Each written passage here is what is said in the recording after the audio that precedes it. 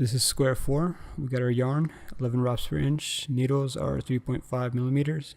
These are some other names for them. So let's just begin. Start by pulling off an arbitrary length of yarn. Make sure it's enough. If you like looking at patterns, I made one here. You can find the link down in the description. And we're going to start by making a standard slip knot. It goes like this. We're going to use a long tail cast on method, and if you're not familiar with that, I got a video link right here that describes this method. And we're going to cast on 22 stitches for this 10 centimeter square we're going to make. And I'll be skipping ahead here, so pause the video if and when you need to. So we got our stitches cast on here, and we're just going to go count over them. 2, 4, 6, 8, 10, 12, 14, 16, 18, 20, 22, 23. One too many. And that's why it's important to count. So we're just going to do that one more time to make sure. 2, 4, 6, 8, 10, 16, 18, 20, 22. Okay, we're good to go. So take the tail end and get it out of the way and get into position. And we're going to start by slipping the first stitch. And look in the top left, you'll see a symbol representing the slipped purlwise stitch, and then we're going to purl the next one, and in the middle right above here there's a symbol for that, and then we're going to knit the third one, and top right there's a symbol for that, and then we're going to purl and knit and purl and knit all the way across, just alternating between a purl and a knit. That's the name of the game here. So purl this stitch, knit that one, and always one end on a purl. This one happened to line up. So we're gonna turn around and do the next round. Exactly the same. So we're gonna slip the first stitch, purl the second stitch. See there's a purl there already. We're just gonna replicate that purl right there. And then we're gonna knit and purl all the way across. And some people call this the moss stitch, but never mind that. And we just end as we began, and knit and purl the last stitch. And there we go, we got 2 rounds. And it's looking kind of like a ribbing, which is what we want.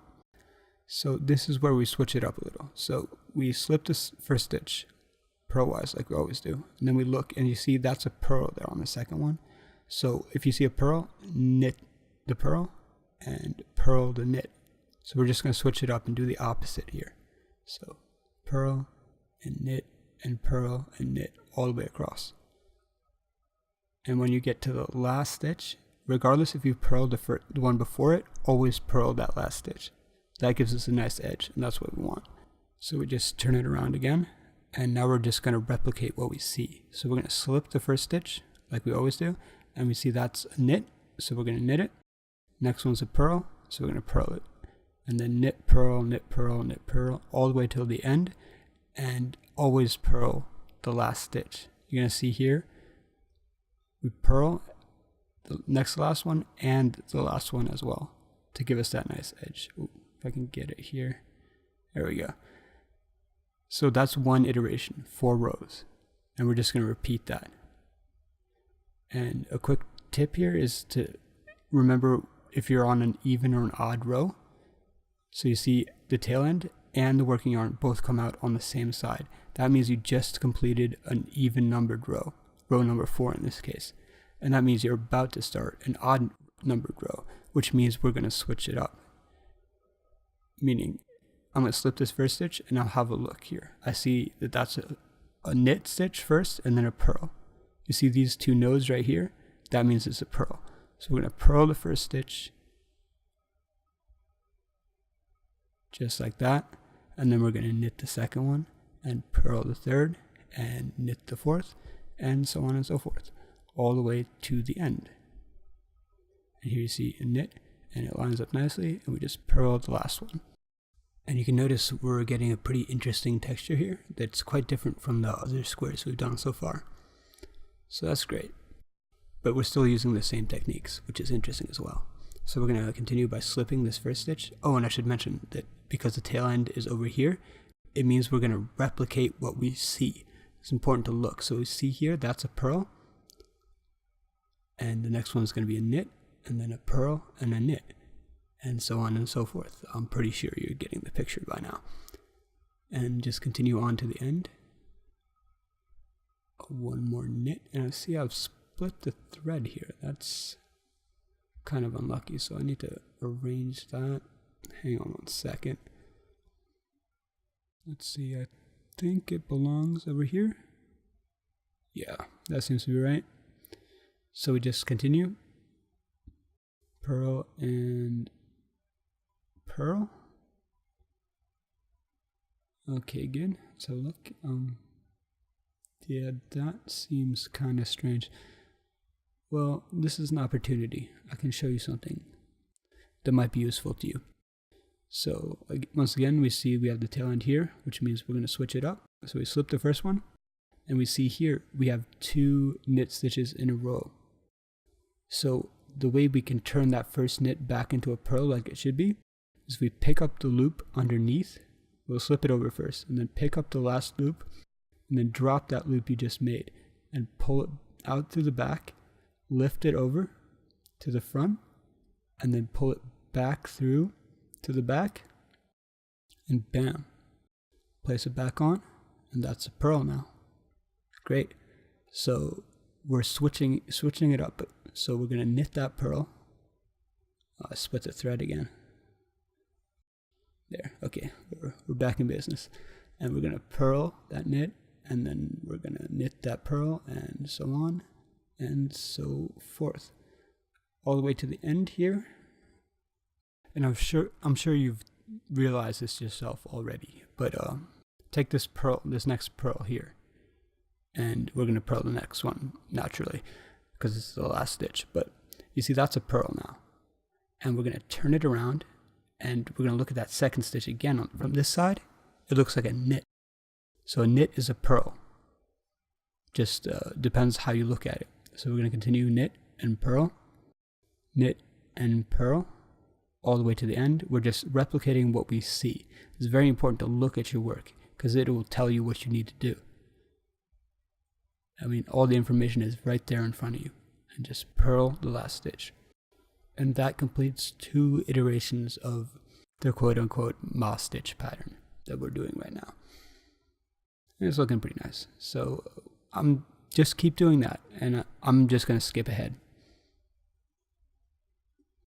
Okay, so I'm about halfway here. You can see it's starting to take shape, and it's looking, very different from previous squares, if I can say so myself. But it's still just knits and purls, right? So 5 centimeters, which is 16 rows with my tension. It might be more or less with you, but you can see here we're got the working yarn and the tail end on the same side, and we're ready to switch it up. So that's a purl, and we're gonna knit it.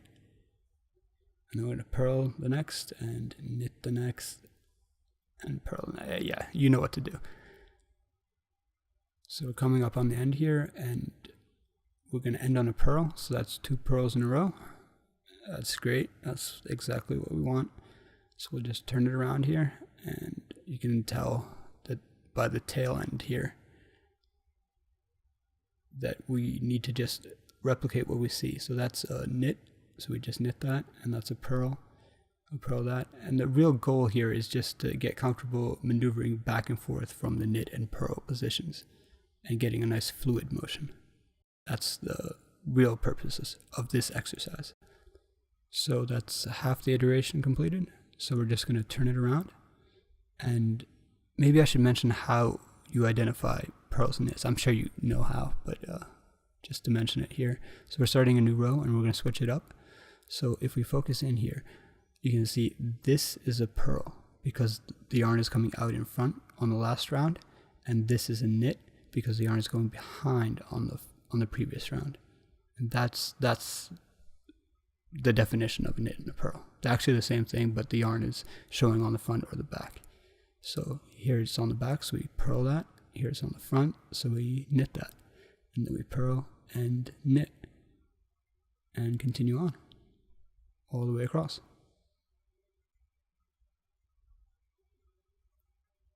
Here we're getting to the end, so we purl, knit, and it lines up nicely, and just purl the last one. Okay, great. So we can just turn it around now, and I'm pretty sure you have a handle on what to do. So just slip this, and since we're on our even numbered round, we're just going to knit what we see, and purl and knit and so on and so forth. So we'll skip ahead here, have a look. This is kind of what we're gunning for, and we have 9 centimeters, so maybe 2 rounds remaining. We'll call it 2 and then bind off. So we're on an even numbered round, you can tell because the tail end and the working yarn are on the same side. And so far in this course we've been dealing with slipped stitches, knit stitches, and purl stitches, which is sort of the basic core of knitting. And there are many other ways to work the yarn, but there are very many possibilities with just these 3 stitches, and I want to illustrate that for you. So imagine you have one stitch. This stitch can be a knit or it can be a purl, right? So a knit or a purl, that's 2 options. And if we double the amount of stitches, they can either both be knit stitches, both be purls like the last 2 in this round, or the first one can be a knit stitch, the last a purl, or we can flip it around, the first a purl, the second a knit stitch. That's 4. That's 4 possibilities with 2 stitches. So if we double that again, we have 4 stitches, and they can all be purls, all be knits, and there is more options, and like you can flip the switches in a binary method, and it's probably more helpful to look at this in a mathematical term than a visual term. So 2 to the 4th power is 16. That's 16 possibilities with just 4 stitches. So if we increase that again to a 3x3 grid, then all of a sudden you see that the possibilities start to become too numerous to illustrate. So again, we turn to mathematics to determine the possibilities. So that's 2 to the 9th power is 512 possibilities within a 3x3 grid. So we're definitely going to spend some more time exploring those possibilities. But right now, let's have a look at an alternative method of binding off. It's sort of an extra step you can do when you have alternating knits and purls like this. So we're going to start like we normally do, and we're going to slip one, knit one, and pass that slip stitch over. But instead, you see this one's a purl here. So we're going to purl that and then slip that slip stitch over and give it plenty of slack. And then we're going to knit the next one. And then we're going to drop that over just like that. And then purl the next one and drop that over too. So this will transfer the ribbing effect into the bind off as well. See, and just drop that slip stitch over and make sure you give yourself plenty of slack. So we just continue that all the way across. Knitting, purling, and slipping stitches over the new work stitch. We get to the last one here, and you know, we always purl the last stitch, I guess, so we might as well purl that one. Drop the last one over, and you see we're done. And now we just cut the thread, or I like to just brute force it a little, just rip it apart, just like that. You can use scissors, but it doesn't really make a difference. So just pull that thread through the last loop all the way through and pull it tight, and of course bind off, but you know, that's more or less you done. I think it's pretty interesting looking, but yeah, we'll do some more, but until next time, you know. And as always, got any questions, just